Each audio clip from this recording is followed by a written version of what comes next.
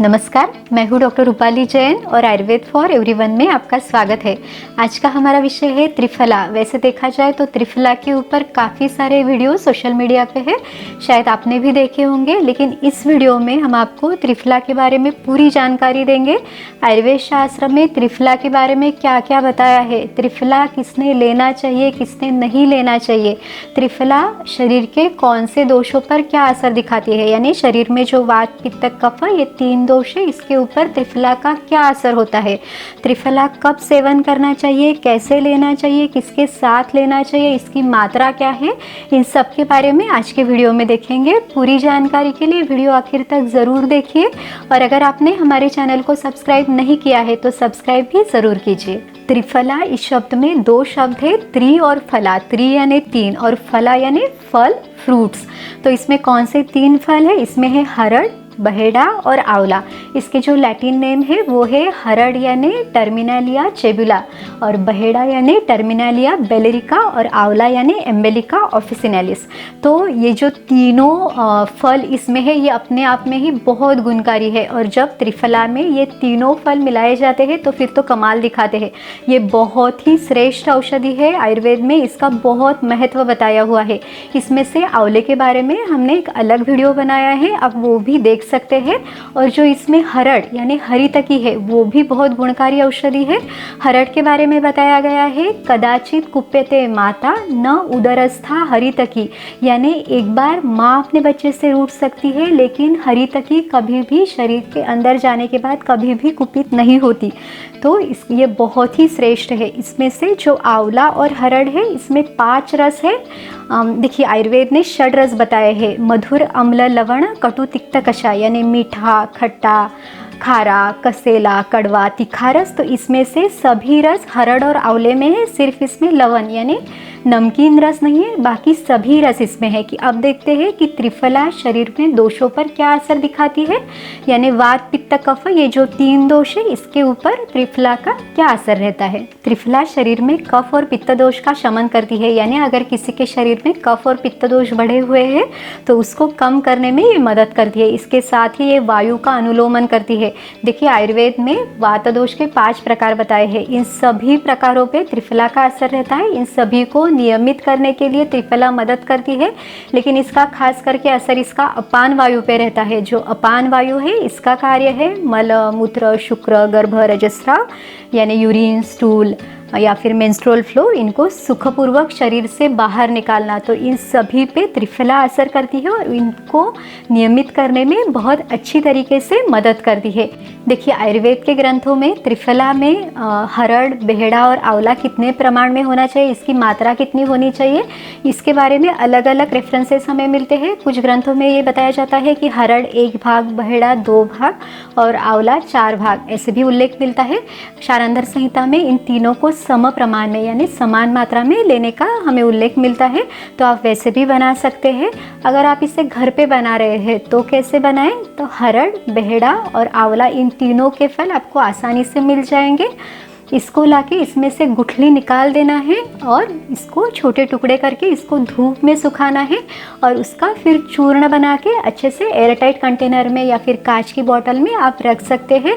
आयुर्वेद में हर एक औषधि की सवीर्यता अवधि यानी कब तक आप इस औषधि को इस्तेमाल कर सकते हैं इसके बारे में भी बताया गया है, यानी आप उसे एक्सपायरी डेट कह सकते हैं। तो जो चूर्ण है उसकी जो सवीर्यता अवधि है वो 6 महीने बताई गई है। तो अगर ये चूर्ण आप अच्छे से रखते हैं तो 3 से 6 महीने तक आप इसे इस्तेमाल कर सकते हैं। जो त्रिफला है इसका जो असर है वो शरीर के 7 धातुओं पर रहता है। आयुर्वेद ने 7 धातु बताए हैं, रस, रक्त, मांस, मेद, अस्थि, मज्जा और शुक्र। तो इन सभी धातुओं पर त्रिफला का असर है।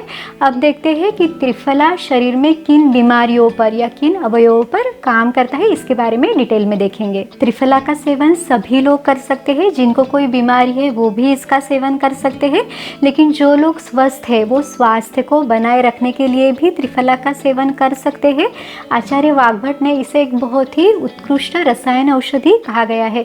देखिए रसायन यानी क्या, तो इसको रसायन की व्याख्या करते हुए आचार्य चरक बताते हैं, दीर्घम आयु स्मृति मेधा आरोग्यम तरुणम वयः प्रभा वर्ण स्वरोदार्यम देहेन्द्रियम बलम परम वाक सिद्धि प्रणति कांति लभते ना रसायनम, यानी रसायन के सेवन से हमें बहुत सारे फायदे मिलते हैं। तो उसमें लंबी उम्र है, स्मरण शक्ति, उत्तम धारणा शक्ति, शरीर का उत्तम वर्ण, उत्तम कांति, उत्तम स्वर, इस सभी की प्राप्ति रसायन के सेवन से होती है। लेकिन शरीर की पंचकर्म चिकित्सा के द्वारा पूरी शुद्धि होने के बाद ही इसका रसायन औषधि का सेवन किया जा सकता है, और उसका सेवन भी बहुत ही विधि पूर्वक करना चाहिए। यहाँ तक कि जो त्रिफला रसायन करके जो वर्णन हमें मिलता है, तो त्रिफला रसायन में सिर्फ त्रिफला नहीं है, इसमें और भी काफ़ी सारी औषधियाँ हैं, और उसकी सेवन की विधि, उसकी मात्रा भी अलग है। तो रसायन चिकित्सा एक अलग है, और जिनको कोई बीमारी है या व्याधि है, उन्होंने त्रिफला का सेवन करना चाहिए, ये अलग बात है। तो अब हम ये देखते हैं कि त्रिफला किन किन बीमारियों में ले सकते हैं। आँखों की बीमारियों के लिए भी त्रिफला एक बहुत अच्छी औषधि है। अगर किसी को आँखों में चश्मा लगा हुआ है, चश्मे का नंबर ज़्यादा है, या फिर आँखों की कोई भी बीमारी है, यानी फिर आँखों से अगर पानी आता है या फिर जलन होती है, आँखों में खुजली है, तो इन सभी के लिए त्रिफला एक बहुत अच्छी औषधि है। तो नेत्र रोगों में इसका सेवन कैसे करना है ये देखते हैं। तो रात को त्रिफला चूर्ण 1 से 3 ग्राम शहद और घी के साथ लेना है।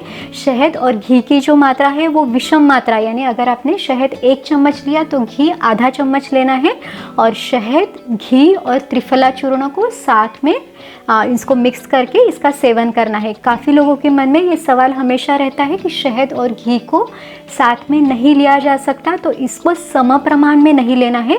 अगर इसकी मात्रा विषम है तो आप इसे ले सकते हैं। इसके साथ ही त्रिफला त्वचा के विकारों में, यानी स्किन डिसीजेस में भी बहुत उपयुक्त है। अगर किसी को त्वचा पे खुजली है, या फिर फोड़े फुंसी है, कहीं से पस आता है, कहीं स्राव है, या फिर घाव है, तो इन सभी में त्रिफला का प्रयोग बहुत लाभ दिलाता है। या फिर अगर किसी को बहुत ज़्यादा पसीना आता है, या फिर पसीने की दुर्गंधी है, तो वो भी त्रिफला का प्रयोग कर सकते हैं।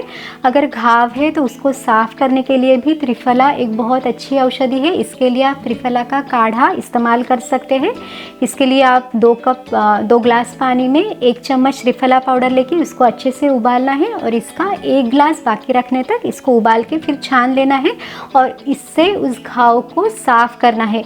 ये बहुत अच्छी एंटीसेप्टिक लोशन आप इसे कह सकते हैं, तो इसका भी असर दिखेगा। और उसके साथ आपको त्रिफला का अभ्यंतर सेवन भी करना है, यानी पेट में भी इसको लेना है। तो ये दोनों चीज़ें त्वचा की बीमारियों में आपको बहुत लाभ दिलाएगी। प्रमेह यानी डायबिटीज़ के पेशेंट भी त्रिफला का सेवन कर सकते हैं। आयुर्वेद ने स्थूल प्रमेही और कृश प्रमेही ऐसे 2 प्रकार बताए हैं। तो जिन व्यक्तियों को डायबिटीज़ है, लेकिन साथ साथ जिनका वज़न ज़्यादा है, मोटापा है, या जिनके शरीर पर चर्बी जमा हुई है, या फिर जिनकी लाइफस्टाइल सेडेंटरी है, यानी जो लोग बहुत ज़्यादा बैठे बैठे रहते हैं, कुछ ज़्यादा व्यायाम नहीं, कुछ नहीं, तो इन लोगों के लिए त्रिफला एक बहुत अच्छी औषधि है।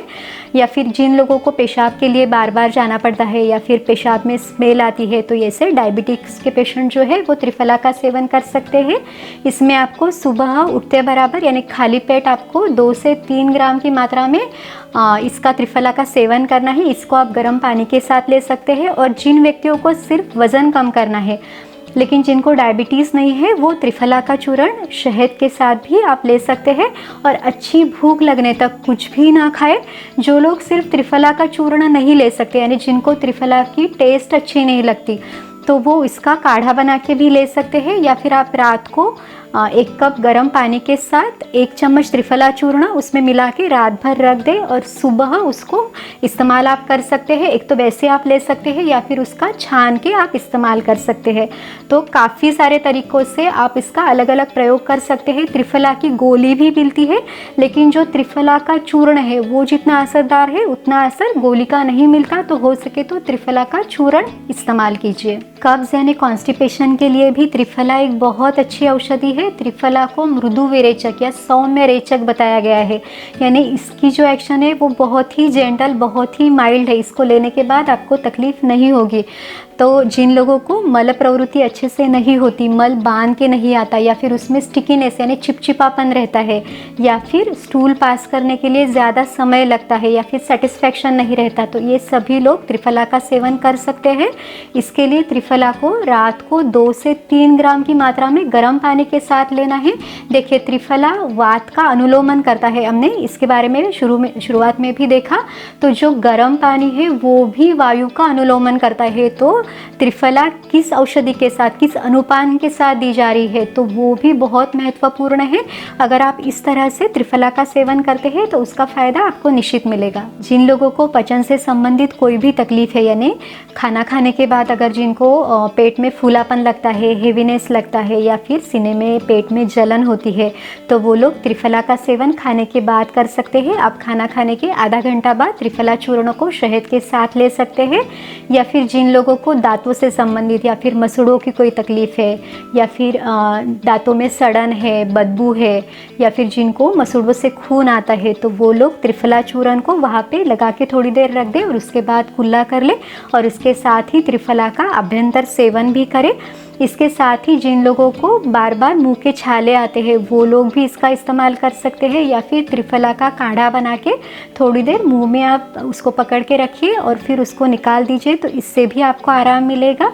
या फिर जिन लोगों को बालों की कोई तकलीफ़ है, यानी बालों का झड़ना है, सफ़ेद होना है, या फिर डैंड्रफ है, तो इसमें भी त्रिफला बहुत अच्छी मदद दिलाता है। तो इसमें आप त्रिफला का चूर्ण थोड़ा सा पानी मिला के उसका लेप आप बालों की जड़ों में लगा सकते हैं और उसको थोड़ी देर बाद आपको धोना है।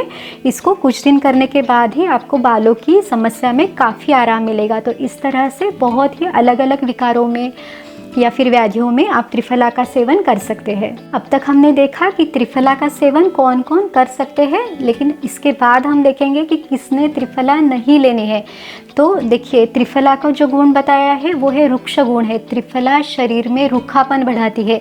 तो जिनके शरीर में ऑलरेडी रूखापन है, या जो लोग खान पान जिनका रूखा है, या जो लोग बहुत ज़्यादा मेहनत करते हैं, बहुत ज़्यादा भागदौड़ करते हैं, या जिनके शरीर में कमज़ोरी है, उन्होंने त्रिफला का सेवन नहीं करना है। इसके साथ ही जिनको स्टूल बहुत ज़्यादा हार्ड होती है तो उन्होंने भी त्रिफला नहीं लेना है। इसके साथ ही गर्भवती महिलाएं, इन्होंने भी त्रिफला का सेवन नहीं करना है। वो सिर्फ आंवला ले सकते हैं, लेकिन त्रिफला का सेवन उनके लिए अच्छा नहीं है।